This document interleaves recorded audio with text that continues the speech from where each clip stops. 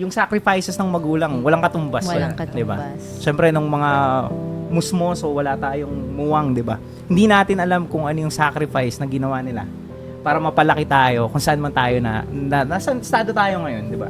So, sobrang thankful at ano tayo sa mga magulang natin dahil hinubog nila tayo na mananampalataya, may banal na takot sa Diyos. At saka Kuya Aiki, favorite part ko yung bridge sa kanta ng Yakap. Yeah, how did you come up po with those lyrics po? So yung, di ba yung lyrics nung ano niya, nung bridge, aking pakahalagahan ng panahon, hindi isasayangin ang pagkakataon. Baga ano, kasi minsan yung mga bata may regret eh. Kunwari, yung magulang namatay na, hindi niya nasabi. Kaya sabi niya, hindi ko sasayangin yung panahon. So hanggat meron pa akong buhay na magulang, sila naman yung papahalagahan ko. So, kung meron ka mga regret na, ba't di ko ginawa dati to? At isa sa kanta. So, yun yung iniisip mo that time. Kayo ni Paolo, kaya nag-come up kayo sa lyrics Opo. na yun.